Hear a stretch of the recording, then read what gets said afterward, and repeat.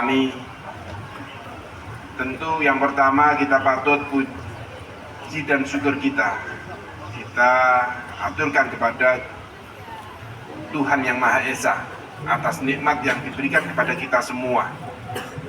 Utamanya adalah kenikmatan berupa lahan yang begitu subur, lahan yang begitu makmur, sehingga para petani yang pada tahun ini asta cita Bapak Presiden ketahanan pangan bisa terwujud, sehingga Bapak Presiden kita ini benar-benar feelingnya kuat. Belum terjadi perang, belum terjadi politik, sudah mewacanakan bahwa kita harus tahan terhadap pangan kita. Dan saat ini juga luar biasa, para anak-anak milenial, para generasi milenial Gen Z ini juga menyokong bahu-membahu untuk bagaimana lahan yang diberikan kepada kita oleh Tuhan yang begitu subur menjadi idoman ini dikelola dengan baik. Maka saya ucapkan terima kasih kepada kawan-kawan yang tergabung dalam forum komunitas petani milenial serta rekan-rekan. Plus buat kawan-kawan petani milenial. Bukan hanya milenialnya saja, tetapi inovasinya yang perlu kita apresiasi dan diarahkan ke digitalisasi. Di beberapa stand tadi yang di depan, banyak kita temukan bagaimana mereka menghubungkan dari petani ke pembeli yang bukan hanya di sekitarnya, sehingga ini bisa memutus mata rantai yang terlalu panjang, sehingga petaninya senang, masyarakatnya juga ikut senang karena harga dari panen bisa tinggi, masyarakat yang membeli juga bisa turun. Ini yang luar biasa. Ditambah kita Provinsi Jawa Tengah menjadi provinsi penyumbang ketahanan pangan nomor 2. Maka ini luar biasa buat kita untuk kita dorong terus. Walaupun datanya memang nyuwun sewu, ini data BPS-nya ini yang perlu kita perbaiki, kita galakkan lagi. Karena di usia 55 tahun ke atas ini masih 44%. Lalu yang di usia 45 tahun ke atas masih 72%. Artinya yang milenial ini perlu digalakkan lagi, perlu disosialisasikan lagi. Dan pemerintah ada gajian petani. Ini benar-benar kita itu pengen petani ini ada di hati masyarakat kita. Kita kembali ke pertanian, dijamin lagi sekarang. Saya senang ketika bertemu dengan para petani di era kali ini. Mereka mengucapkan terima kasih, Pak. Hasil tani kami ini benar-benar terserap dan dengan harga yang baik. Kecuali yang masih PR kita ini, tembakau kita ini bening. Tembakau kita ini juga perlu kita dorong. Kita carikan solusi. Upaya untuk menjadi pelopor dalam penerapan teknologi pertanian modern. Expo ini merupakan salah satu upaya kita untuk mendorong inovasi di sektor pertanian agar lebih efisien, produktif, dan berkelanjutan. Kegiatan ini bukan hanya sebagai ajang promosi, tapi juga sebagai wahana edukasi bagi masyarakat untuk mengenal lebih jauh tentang teknologi pertanian yang dapat diadopsi. Oleh karena itu, di mana untuk stand Kabupaten Grobogan menampilkan inovasi-inovasi yang ada di Dinas Pertanian, terutama smart farming, di mana hasil-hasil dari Dinas Pertanian merupakan unggulan dari Kabupaten Grobogan, yaitu termasuk pajale, di padi, kedelai, dan jagung. Dan untuk selanjutnya lainnya berupa produksi hortikultura, diantaranya buah melon, bawang merah, dan buah jambu, juga hasil sayur-sayuran yang lainnya, dan buah berupa olahan hasil produk daripada hortikultura, diantaranya buah pisang, salib pisang, salib pisang goreng, dan keripik pisang, dan hasil-hasil lain dari hortikultura. Terima kasih. Banyak 52. Misal hari ini laris manis Pak. Stok besok sampai hari ini gimana Pak? Siap? Insya Allah untuk stok ini kalau misalnya ini kurang, ini bisa kita kirimkan besok untuk mencukupi stok yang ada. Jadi semua yang dipajang di sini hasil dari kabupaten. Iya, ya hasil. Ya. Hasil dari Kabupaten Grobogan. Yang Bulan. paling ditonjolkan apa Pak? Yang paling ditonjol di sini sebenarnya pajale dan hasil kultura berupa buah melon dan jambu, blimbing juga, blimbing. Blimbing, Iya. jambu, melon. Di melon ya. Beras sendiri Pak? Pasti ya Pak ya? Terus saya merupakan daerah Grobogan merupakan penyangga utama di nasional. Ya. Berasnya yang mana nih Pak? Ini kita nggak tampilkan berbagai rupaan wajah. Ya, ini. Oke, terima kasih Pak ya. Pak, ya Pak. Orang awam nih tanya nih, champion Jawa Tengah itu apa? Champion Jawa Tengah itu dibentuk karena situasi harga komoditas terutama cabai sama bawang merah yang secara fluktuatif tiba-tiba naik, tiba-tiba turun, dan itu yang menyebabkan kita harus dibentuk komunitas, agar dikala harga tinggi kami bisa membantu programnya pemerintah, dikala harga jatuh pemerintah juga bisa membantu kami sebagai petani supaya harga terangkat naik. Di situ muncul ide dari kementerian untuk namanya Petani Champion. Petani Champion ini kapan berdiri Pak? Berdiri tahun 2016. 2016. Tepatnya tanggalnya itu lupa saya ya. Tapi tahun 2016 sudah berdiri. Itu yang langsung yang mendirikan itu dari kementerian. Jadi dari tahun 2016 ya, jenengan ditunjuk sebagai ketua. 2016 waktu itu masih gabung jadi satu di level nasional. Nasional. Kemudian setelah di nasional itu kayak bermanfaat untuk orang banyak, satu-satunya di Indonesia ada di Jawa Tengah yang menjiplak, meniru, itu diadopsi di tingkat level provinsi.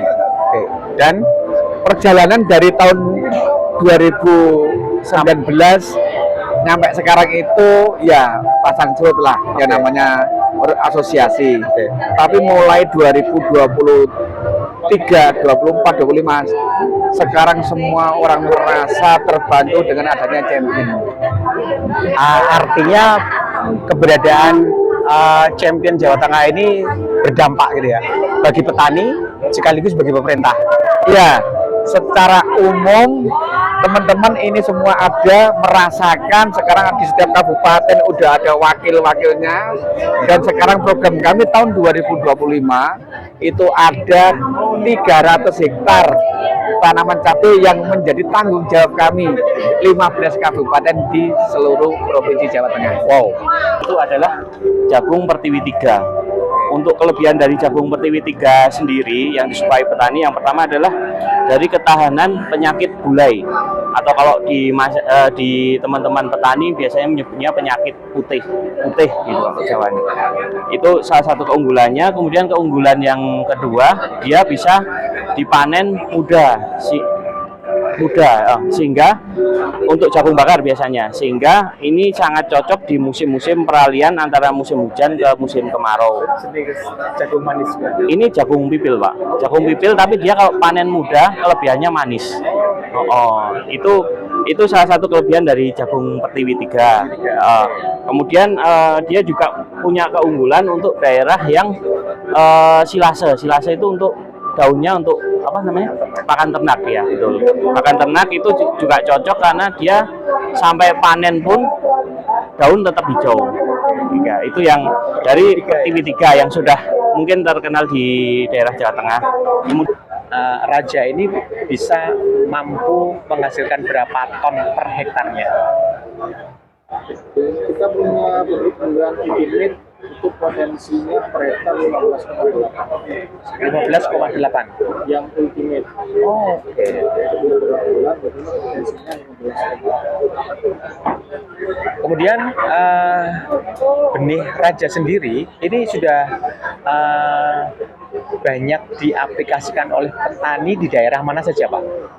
Alhamdulillah, dengan izin Allah, kita di Jawa ini di Pulau Jawa, di Jawa Tengah, di Jawa Timur, kemudian di NTB, kemudian di Sumatera itu di Lampung, itu sudah tanam jagung.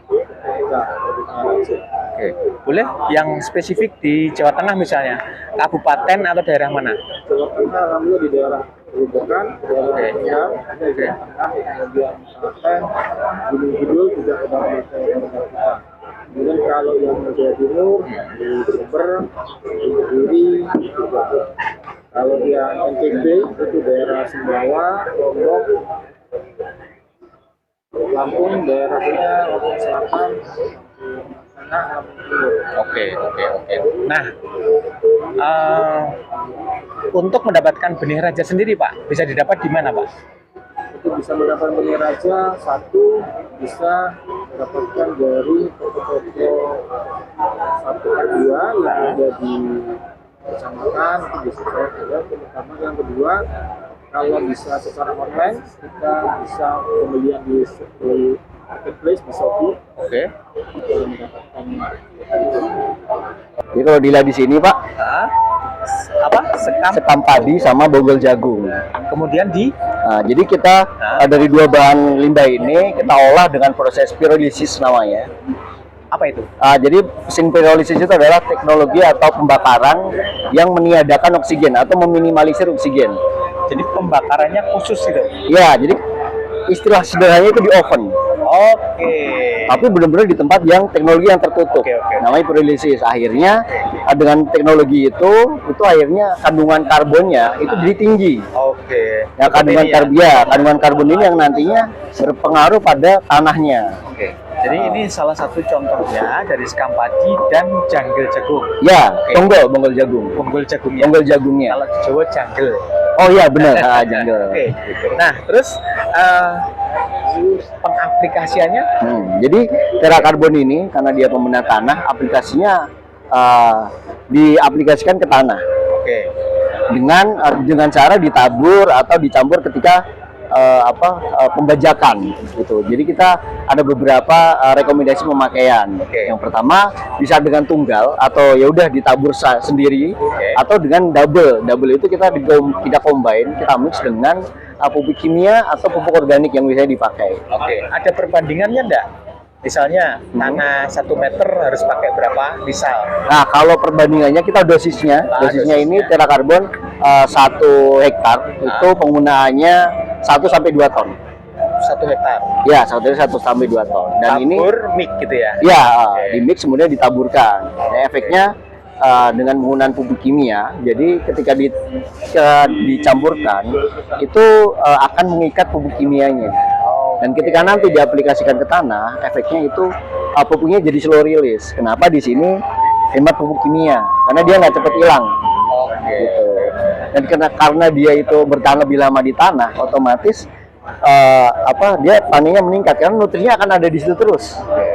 Jadi ketika tanaman ini siap untuk makan si nutrisinya, dia udah ada nih, jadi nggak hilang. Karena biasanya kondisi tanah yang dia berlebihan pupuk kimia itu cepat hilang, Pak. Makin banyak ditambahkan justru malah cepat hilang. 1 hektar 1 sampai 2 ton. Untuk terakarbon, untuk pupuk kimianya itu rekomendasi dari yang dipakai nih. Jadi kita nggak ada rekomendasi khusus untuk pupuk kimia.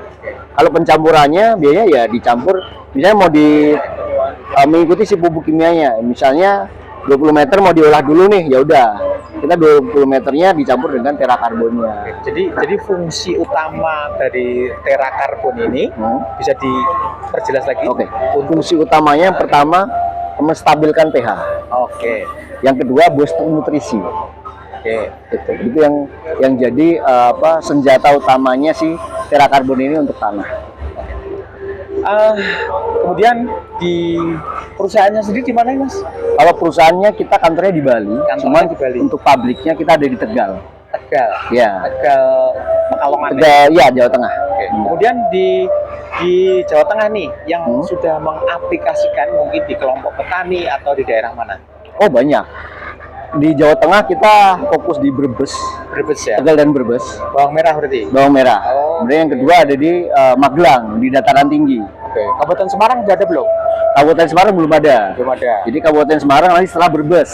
Oke. Karena ini baru fresh, baru launching, jadi kita Brebes ini berhasil. Kita baru mau, ya. Berapa bulan ini?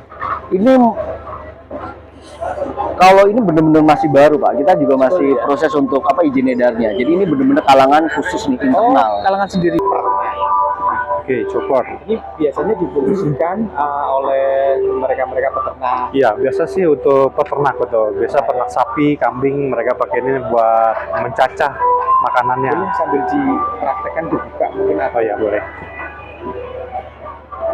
Ini buat mesin ini sih kita pakai ada 5 mata pisau. Mata pisaunya lumayan tajam, Mbak. Oh, 5 mata pisau. Ya, jadi ini mata lebih pisau. lembut ya. Lebih lembut. Ya. Itu bolak-balik, Mas. Dia sih satu arah sih, Pak. Satu arah. Satu arah ya. Ya, satu arah.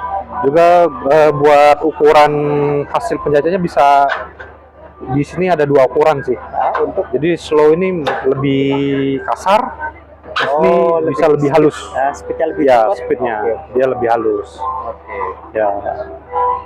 Untuk penggerak rekomendasinya sih biasa pakai engine bensin 6 HP. Ya, 6 HP.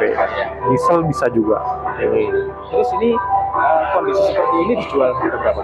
Ini tanpa penggerak sekitar 2.900.000-an. Ya, tanpa penggerak. Kalau full penggerak Penggeraknya sekitar, kalau dengan merek Yasuka juga sekitar 2 jutaan lagi. berarti Sekitar hampir 5 juta lah. 5 juta. Ya. Keren ya. Kalau bahan ini ya, Mas, ini kekuatannya seperti apa? Ini buat bahan kita semua tebal, Pak. Tebal ya? Ya, body semua tebal.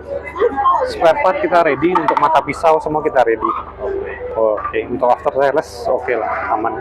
Oke, sekarang kita